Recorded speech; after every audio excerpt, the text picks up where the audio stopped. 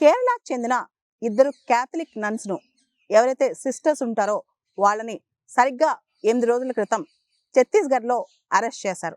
వాళ్ళపైన ఎలిగేషన్ ఏంటంటే వాళ్ళు ఛత్తీస్గఢ్కి చెందిన 3 ట్రైబల్ అమ్మాయిల్ని ఉద్యోగాలు ఇప్పిస్తాం, నర్సింగ్ ట్రైనింగ్ ఇప్పిస్తాం అని చెప్పి తీసుకెళ్తున్నారని చెప్పి వాళ్ళని ఫోర్స్డ్గా రిలీజియస్ కన్వర్షన్ కోసం తీసుకెళ్తున్నారని ఎలిగేషన్స్ వేశారనమాట. అనుమానాస్పదంగా ట్రైన్లో కనిపించారని చెప్పి ఎఫ్ఐఆర్ రిజిస్టర్ చేశారు. అయితే ఈ క్యాథలిక్ నన్స్కి ఎన్ఐఏ కోర్టు వాళ్ళు బెయిల్ ఇచ్చారు.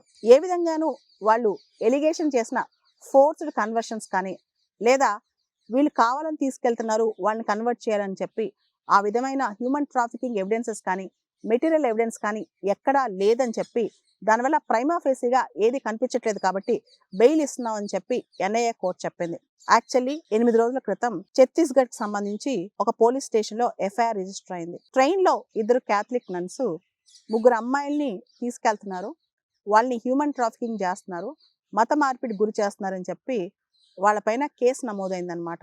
దీనికి సంబంధించి ఎటువంటి ఎవిడెన్స్ లేదని చెప్పి NIA court, national investigation agency court bail ఇచ్చిందనమాట.